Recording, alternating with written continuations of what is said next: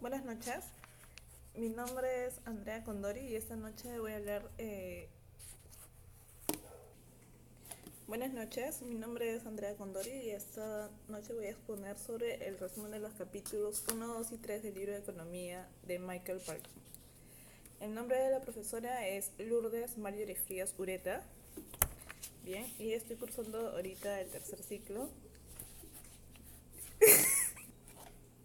Buenas noches, mi nombre es Andrea Condori y esta noche voy a exponer sobre el resumen del capítulo 1, 2 y 3 del libro de Michael Parkin. El nombre de la profesora Lourdes Marjorie Frías Ureta.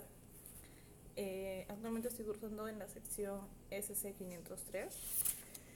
Bien, ¿qué es la economía? La economía es una ciencia social que estudia las elecciones que hacen las personas para enfrentar la escasez. La escasez brevemente es la incapacidad para satisfacer todos nuestros deseos. Este campo de estudio se divide en macroeconomía y en microeconomía. La microeconomía estudia el comportamiento económico de los individuos, los consumidores y las empresas, así como la forma en que éstas deciden interactuar en los mercados. La macroeconomía es el estudio del desempeño de la economía tanto nacional como global. Bien, ¿cuáles son las dos preguntas que resumen el propósito de la economía? La primera es: ¿de qué manera las elecciones determinan qué, cómo y para quién se producen los bienes y servicios? Cabe mencionar que los bienes y servicios son los objetos que la gente valora y produce para satisfacer sus necesidades. Los bienes son objetos físicos, como los automóviles, y los servicios son tareas que realiza la gente, como pueden ser la reparación de los automóviles, o sea, de los bienes.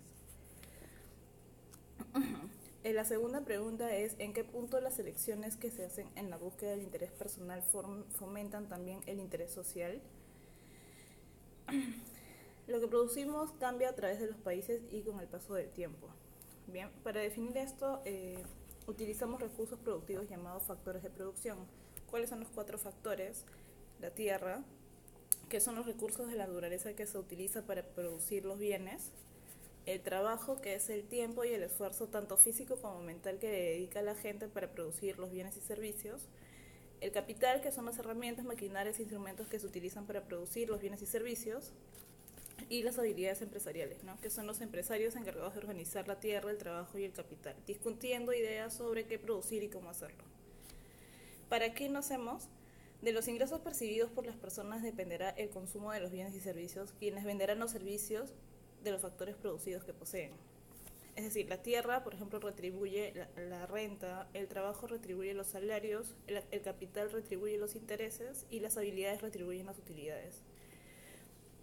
Bien. El esfuerzo por satisfacer un interés personal promueve, sin proponérselo, el interés social. Vamos a definir estos dos conceptos. El primero es interés personal. Usamos nuestro tiempo y otros recursos de la manera que nos resulta más conveniente, pero no pensamos mucho sobre la forma en que nuestras elecciones afectan a otras personas.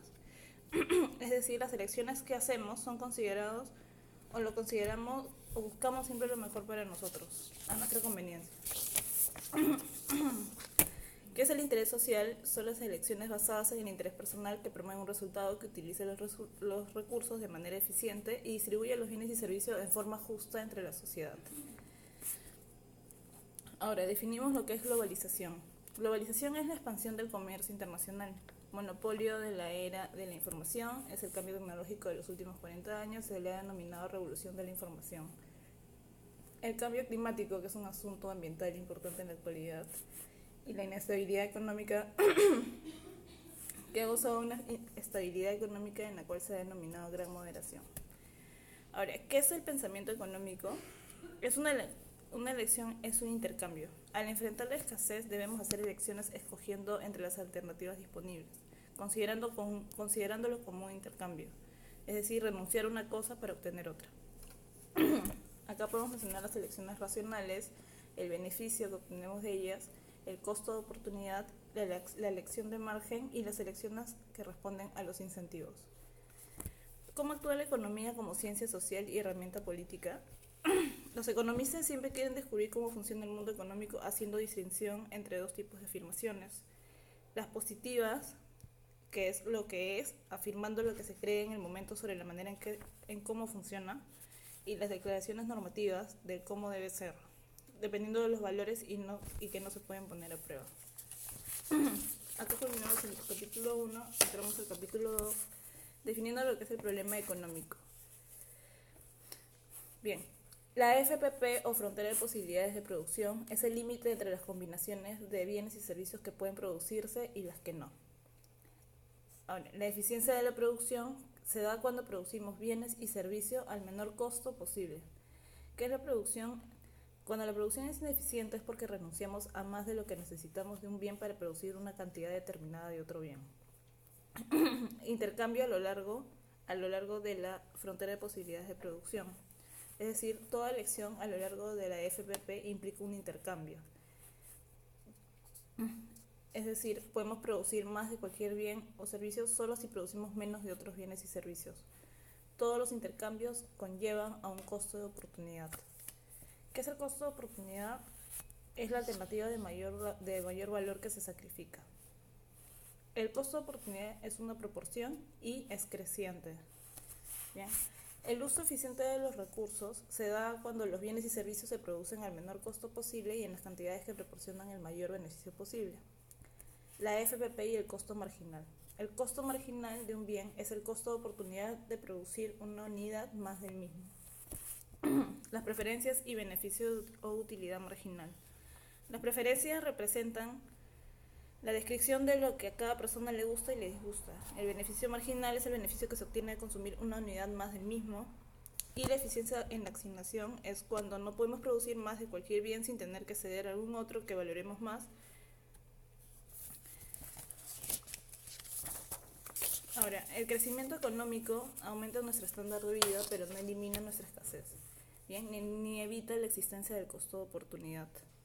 Las ganancias del comercio se distinguen en ventaja comparativa y ventaja absoluta. La ventaja comparativa es cuando podemos producir un bien con un costo de oportunidad menor que el resto. Y la ventaja absoluta es cuando una persona es más productiva que las demás. La coordinación económica es descentralizada cuando funciona, es cuando funciona, se requiere 4 instituciones sociales complementarias que han evolucionado a través de los siglos. Una de ellas es la empresa, que es una unidad económica que contrata factores de producción, y los mercados, que es cualquier acuerdo que permita a compradores y vendedores obtener información. Los derechos de propiedad, dinero, flujos circulares de la economía del mercado y coordinar las decisiones. El capítulo 3 menciona mercados y precios. El mercado es el que está constituido por compradores y vendedores. Ellos no pueden influir en el precio de manera independiente. La demanda, que son cantidades de los bienes y servicios que se puede adquirir en el mercado a diferentes precios. Acá mencionamos lo que es la ley de la demanda, la curva de la demanda y el cambio en la demanda.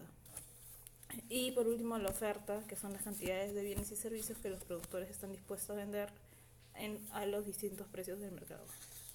Mencionando la ley de la oferta, la curva de la oferta y por último, el cambio de la oferta.